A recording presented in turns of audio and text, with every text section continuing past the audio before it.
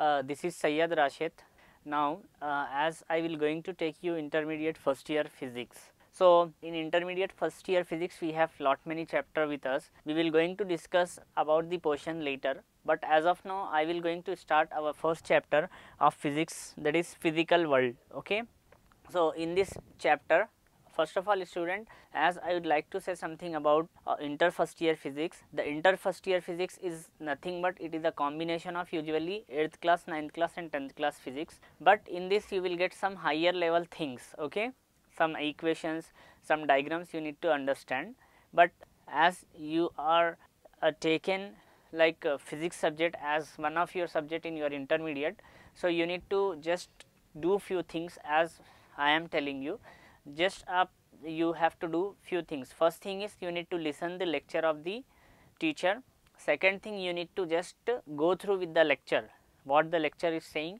And third thing is you need to understand that lecture. And fourth thing is you need to memorize. And fifth thing is you need to revise periodically. देखिए student, जैसा कि आपकी intermediate first year की physics की पहली class है, portion की तो हम बेशक बात करेंगे ही करेंगे, लेकिन उससे पहले मैं आपको कुछ बातें करना चाहूँगा फ़िज़िक्स को लेकर। वो ये है कि हमारे जो इंटरमीडिएट की फ़िज़िक्स के पहले चैप्टर का नाम है फिज़िकल वर्ल्ड। ओके, जैसा कि आप इंटरमीडिएट में one of the optional subject physics ले लिए है, तो ये जो फ़िज़िक्स सब्जेक्ट है आपका 8th, 9th, 10th, ये तीनों की फ़िज़िक्स का जो कंबाइंड है वो है। तो अभी आप करना क्या है कि कुछ चीज़ें करना है कि आप आगे बढ़ना है फ़िज़िक्स में। या फिर बाज़ स्टूडेंट्स ये कहते हैं कि भाई फ़िज़िक्स हम ले लिए तो है, हमको मोस्टली इंटरेस्ट था मैथ्स या फिर बॉटनी ज़ूलॉजी में, फ़िज़िक्स तो one of the optional subject आया, तो ऐसा फील करते कि this subject is really burden for on our shoulder, यानी हमारे कंधों पे बोझ है, कैसा भी पढ़ लेना है, निकाल लेना है। But student, you have to know one thing about the physics. Physics is nothing but is a combination of like chemistry and all the technologies. Right now we are using latest technologies. It is on the based on physics only. कई सारे हम latest technologies आज की तारीख में हम use कर रहे हैं, वो फिज़िक्स ही की वजह से हम यूज़ कर रहे हैं। जैसा कि आप जानते हैं, यहाँ पे मैं ठहरा हुआ हूँ, आपको लेक्चर दे रहा हूँ, आप मेरे को एज एन वीडियो और ऑडियो सुन रहे हैं। ये किसकी वजह से सुन रहे हैं? Because of physics. हमारे पास जितने सारे मोस्ट इन्वेंशंस यहाँ पे है, बिकॉज ऑफ फिज़िक्स ही रहेंगे। जैसा कि अभी मेरे को कई सारे चीज़ों की ज़रूरत पड़ती है आपको रिकॉर्डिंग के लिए, जैसा कि एक माइक है जो यहाँ पे आपको लगे हुआ दिख रहा है, ठीक है। नेक्स्ट मेरे बिल्कुल सामने कैमरा लगा हुआ होगा, जो कैमरा तो यूजुअली आपको नहीं दिखेगा, लेकिन ये भी कैमरे के फिर डिफरेंट पार्ट्स है। उसके अंदर मेन कैमरा किस पे फंक्शन करेगा? लेंस पे फंक्शन करता। लेंस के ऊपर भी आपने आपके 10th क्लास में 4th लेसन पढ़ा था, refraction of light at curved surface नाम का, यानी कि 4th चैप्टर आपने पढ़ा था लेंस से रिलेटेड क्या है क्या नहीं। तो ये सारे चीज़ें फ़िज़िक्स को आते हैं। तो सबसे पहले मैं आपको फ़िज़िक्स के लेक्चर्स तो आगे मैं दूंगा as per your reader, important क्या है, एग्जामिनेशन पॉइंट ऑफ व्यू क्या है, वो सब हम आगे करते रहेंगे। बट मैं आपको एक चीज़ बतलाना चाह रहा हूँ कि first of all clear your mind. देखिए, अगर कोई एक चीज़ है, जैसा कि बोर्ड है, अब मेरे पास बोर्ड है, you can see the board on behind me. अगर मेरे को ये बोर्ड के ऊपर कुछ लिखना है तो first I need to clean this thing. So you are starting the physics from A और from 1 you need to go up to 100, from A to you need to go up to Z. तो इसके लिए पहले का आपको कुछ चीज़ें निकालना होगा कि फिज़िक्स टफ़ है बोलते सो चीज़ निकाल दीजिए। ये टफ़ नहीं है, I am really saying you on responsible, मेरी जिम्मेदारी से बोल रहा हूँ कि 8th, 9th, 10th की फ़िज़िक्स जिसने भी अच्छी से पढ़ी होगी वो बहुत आसानी से कर सकता, लेकिन 8th, 9th, 10th की फ़िज़िक्स के साथ साथ इसमें थोड़ा सा एडवांस कम्पैक्ट लेवल भी रहता है, क्योंकि हम इंटर में आ गए हैं।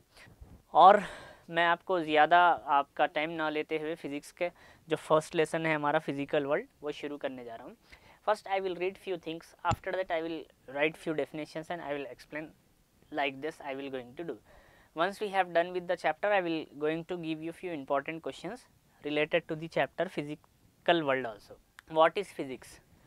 As you know students, human has always been curious about the world around them. The night sky, its brightest celestial object, has fantastic human since time immemorial.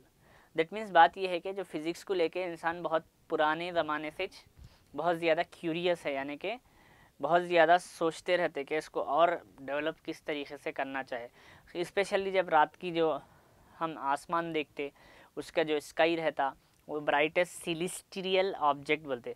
Celestial object उस चीज़ को बोला जाता जो हमको रात में चमकते हुए चीज़ें दिखते। दिस सेलेस्टियल ऑब्जेक्ट कम्स, हम यूजुअली समझते कि celestial object is only star, but apart from star also we might have seen few more things like we are seeing moon. Okay, moon हम देखते हैं रात में। Apart from this we might have seen few planets, जो हमारे planets होते हैं, Mars होता, जुपिटर होता है, तो इस टाइप के प्लैनेट्स, बट हमको पता नहीं चलता कि वो हम जो है प्लैनेट्स देख रहे हैं। But usually our scientist is saying कि एक प्लैनेट ऐसा है जो हम रियल में पहचान सकते हैं। कौन सा प्लैनेट है? जो रेड कलर में दिखाई देगा, मतलब पूरा रेड नहीं, रेड कलर।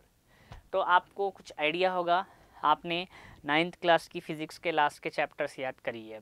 तो बात यह है कि मार्स नाम है वो जो प्लैनेट है जो यूजुअली हमको रेड दिखाई देगा। तो ये पूरे सेलेस्टियल ऑब्जेक्ट में आएंगे। यहाँ पे मैं लिख के भी बता देता हूँ आपको, celestial objects. This objects is the object which is visible at night.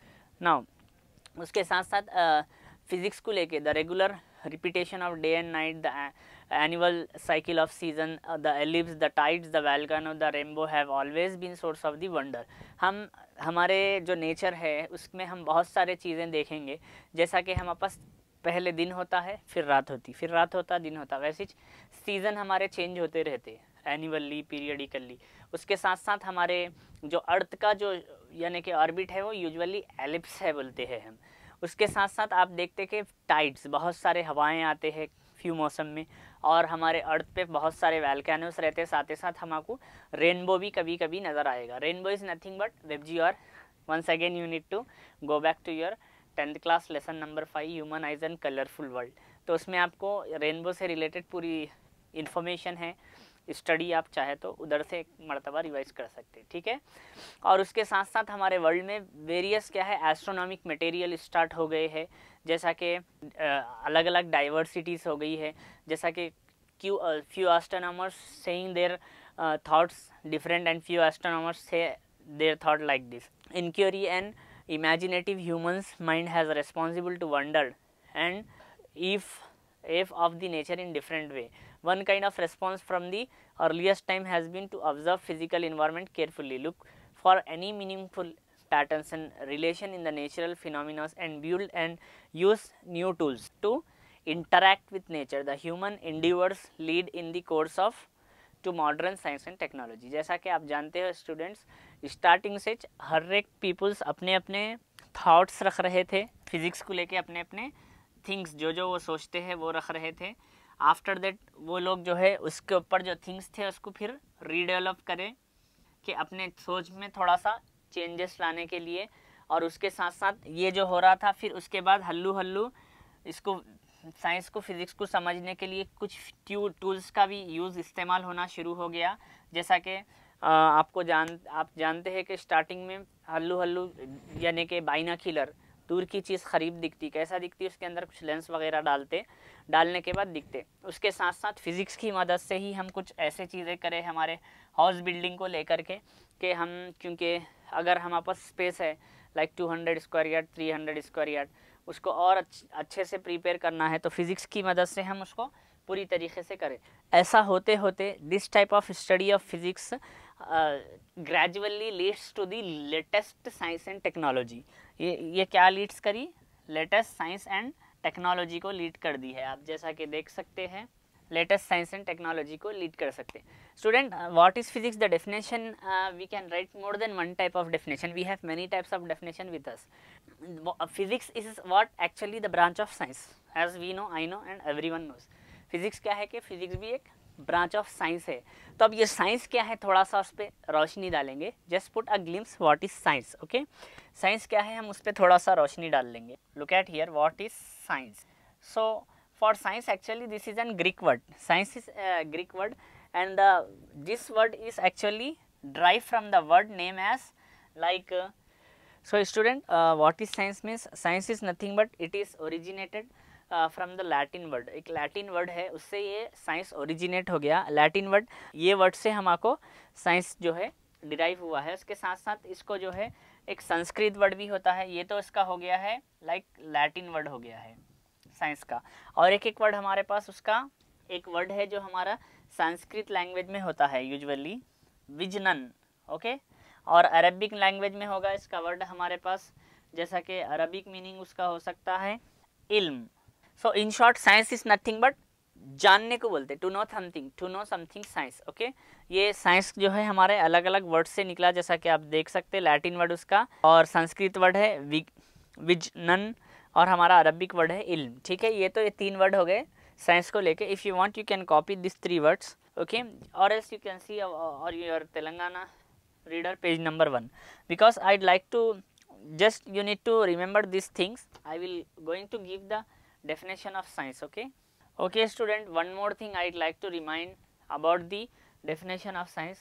This definition is available in your 8th class biology reader. 8th class की बायोलॉजी रीडर में आपको ये डेफिनेशन मिल जाता है, लेकिन आपको ज़रूरी नहीं है कि एक ही डेफिनेशन के ऊपर काम करना है। जो साइंस को लेके हमारे पास डेफिनेशंस रहते हैं वो एक से ज़्यादा रहेंगे। That means we have definition of science more than 1। You can just remember any 1-2 definition, it's enough for you, but you need to know at least what is science. आपको मालूम होना चाहिए कि साइंस होता क्या है, ओके। तो देखिए साइंस से रिलेटेड मेरे को जो पर्सनली अच्छा डेफिनेशन लगता है, मैं सिंपल डेफिनेशन लेता हूँ। Look at here, science knowledge, science is a systematic knowledge like experimental setup or experimental proof, like that whatever you want you can write. Science is the systematic knowledge with experimental setup. You know one thing, that maths is also a branch of science only.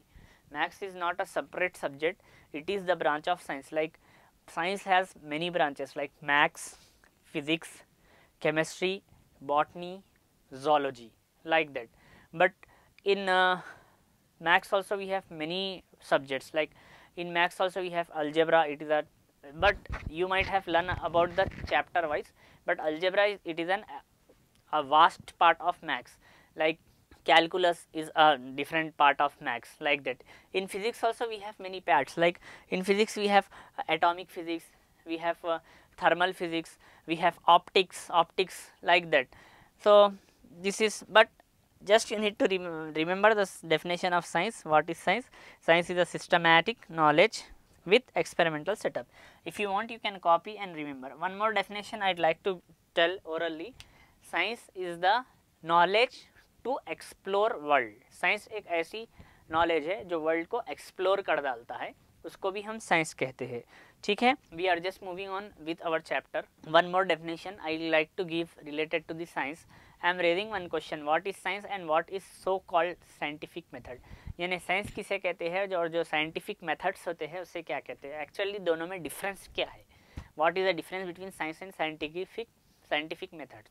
So look at here, science is a systematic attempt to understand natural phenomena in as much detail and deep as possible and use the knowledge so gained to predict, modify and control phenomena. देखिए science एक ऐसी knowledge है, जाना चाहती है natural phenomenas को। जैसा कि नेचुरल फिनोमिना से मेरा हाथ हिल रहा, तो ये मेरा जो हाथ हिल रहा है, मैं हाथ हिलाने से हिल रहा या खुद ब खुद हिल रहा?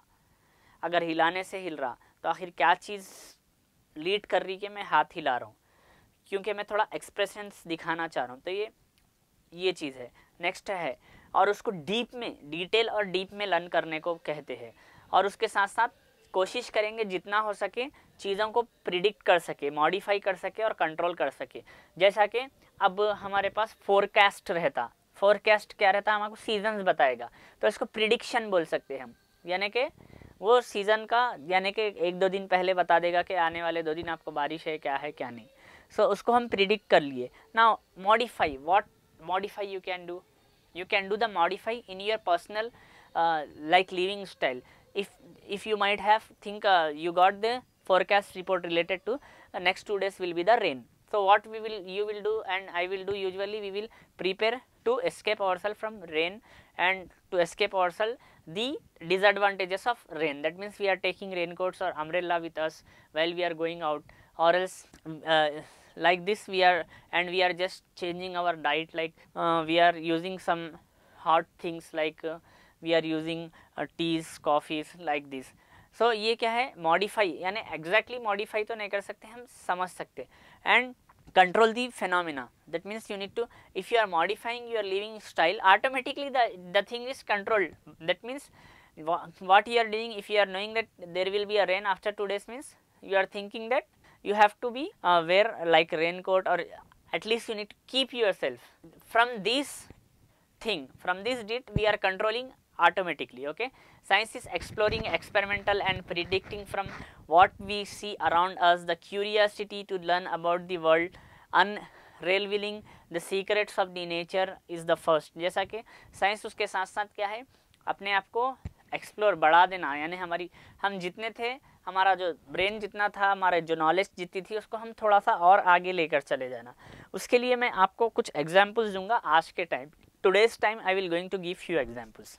Student, we all know about the mobile phones. Okay, initially how the mobile phone works, mobile phones initially work for 2G.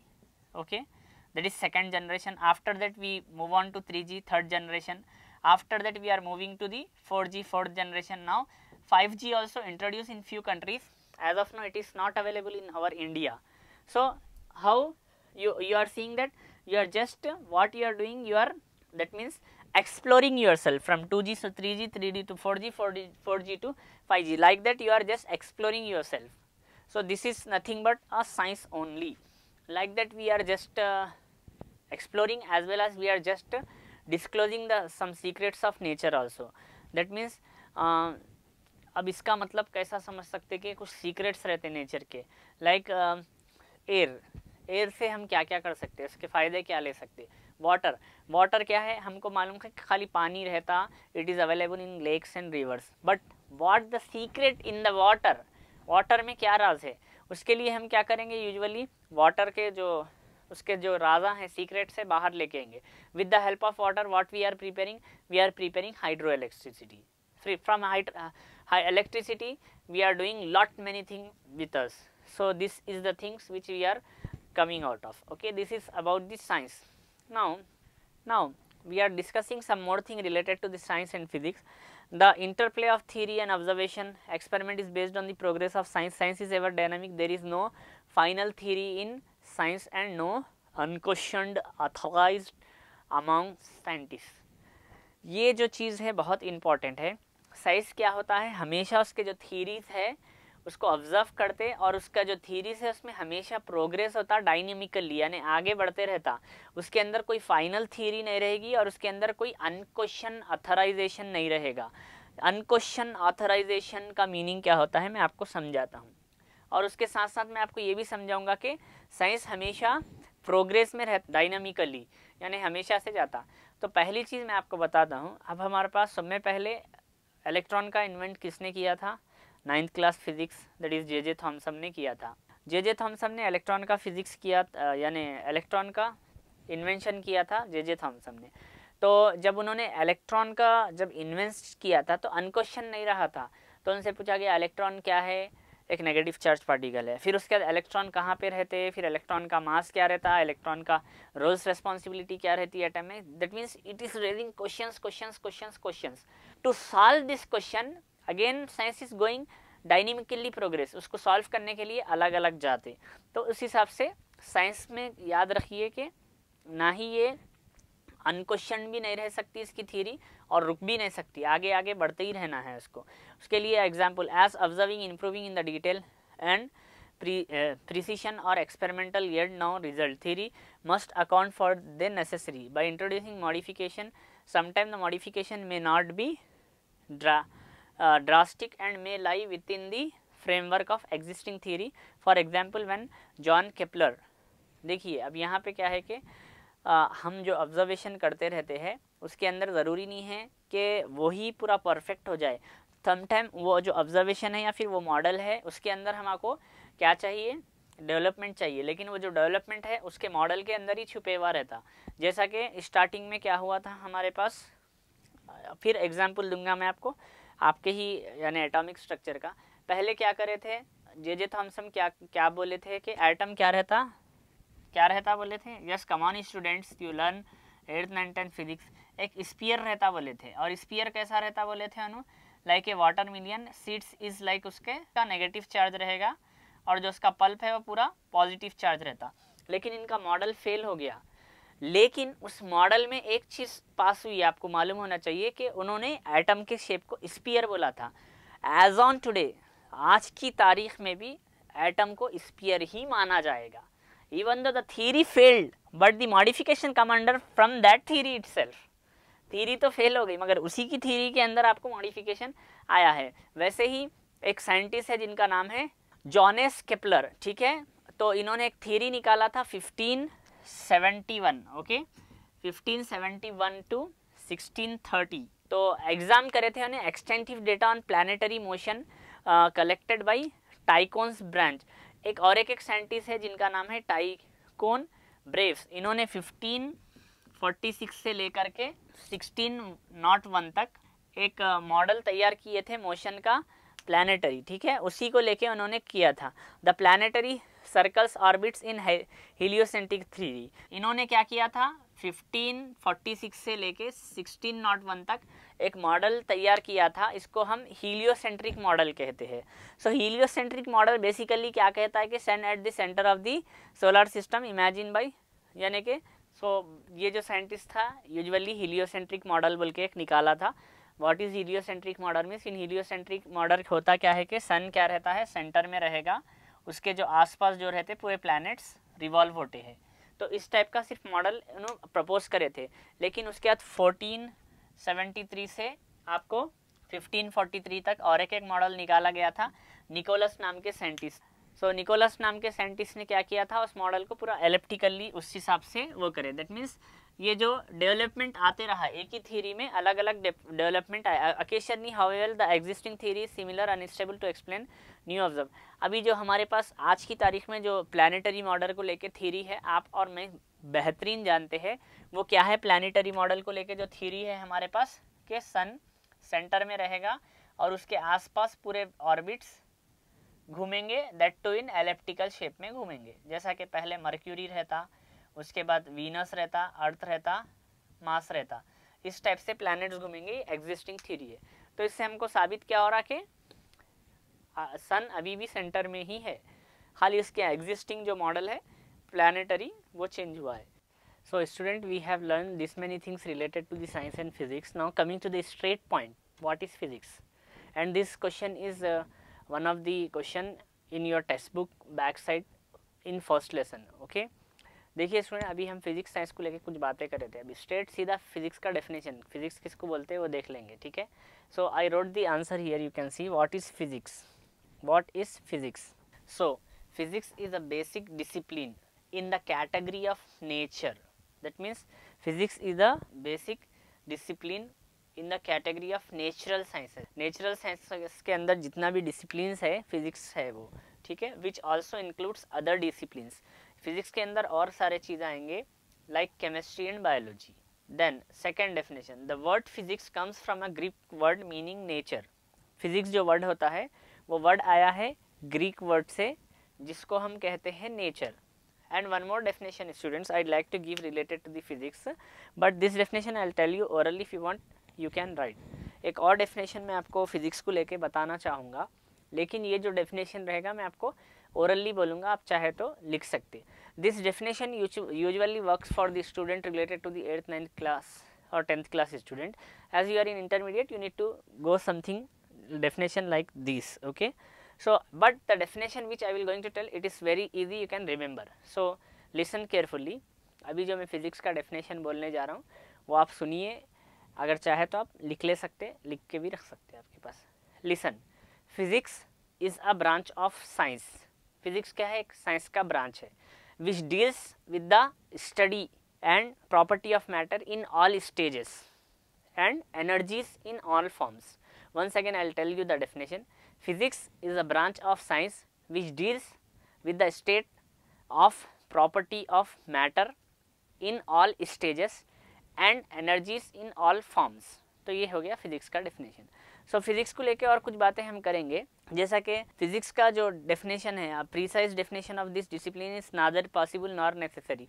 ये जो डेफिनेशन है आपके सामने लगाया गया है, डिसिप्लिन नाम का जो वर्ड यूज़ किया है, ना ही ये मुमकिन हो सकता ना ही ये नेसेसरी हो सकता, which can broadly described and there many manifestation in the different natural phenomena, the scope of physics is described briefly. Here we remark on two principles thirst in physics, unified and reduction, unification and reduction. Physics को लेके हम दो और चीज़ों की बात करेंगे, एक है यूनिफिकेशन और एक है रिडक्शन. जैसा कि आप देख सकते हैं, in physics we attempt to explain diverse physical phenomena in terms of few concept and laws. हम फिजिक्स को कभी भी कब कैसा एक्सप्लेन करते हैं, मिला के एक्सप्लेन करते हैं. डाइवर्स मीन्स मिल जाना या फिर एक दूसरे के अंदर. जैसा आप बायोडाइवर्सिटी नाम सुनते होंगे. बायोडाइवर्सिटी किसको बोलते हैं, जैसा कि कौन सा भी ह्यूमन है, जैसा कि हम हैं, हम इंडियन हैं, हमारे सर्दी गर्मी बारिश तीनों भी बर्दाश्त हो जाते. लेकिन वही एक ऐसा पर्सन है जो लाइक कोल्ड स्टेट्स में रहता, जैसा कि आपको लंदन है या फिर नॉर्थ अमेरिका के स्टेट्स है, उसको लेकर अगर हमारे इंडिया के ऐसे मंथ में आए जैसा कि अप्रैल या मई में आए, तो he will not going to bear the hot of the summer, तो उसको बर्दाश्त नहीं होता, हॉट नहीं बर्दाश्त होता. लेकिन होता क्या है बोलते, he will not going to directly die also, मर जाता भी नहीं डायरेक्टली. उसको होता क्या, उसको कुछ यानी कि साइड इफेक्ट्स आएंगे उसके बॉडी को, जैसा कि वॉमिटिंग्स होगा या फिर डायरिया मोशंस होंगे उसको, फिर उन्हें हल्लू हल्लू उसकी बॉडी गेन कर लेती. और वैसे ही जो डाइवर्सिटी बोलते हैं, कौन सी भी चीज़ को अडॉप्ट कर लेना, खुद हमारे साथ भी होता है. जैसा कि आप देखते हैं कि एकदम गर्मी से समर से हम कोल्ड की तरफ जाएंगे तो यूजुअली हमको सीजनल फ्लू फीवर वगैरह आता है, उस टाइप के हमारे को रहता, तो उसको हम डाइवर्सिटी कहेंगे. तो फिज़िक्स क्या है, एक एक्सेप्टेड डाइवर्सिटी हम इसको बोलेंगे. और उसके साथ साथ ये कॉम्बिनेशन है पूरे लॉस का, यानी अलग अलग डिफरेंट लॉस मिला करके उसके अंदर थीरीज को आपको प्रेजेंटेशंस करना पड़ेगा या फिर रखना पड़ेगा. जैसा कि लॉ ऑफ मोशंस है, ये लॉ ऑफ मोशंस हम कई सारे जगहों पे अप्लाई होते हैं, many places. Universal law of gravitation है, कई सारे प्लेसेस पे अप्लाई होगा. सो इस टाइप के चीज़ें होते हैं.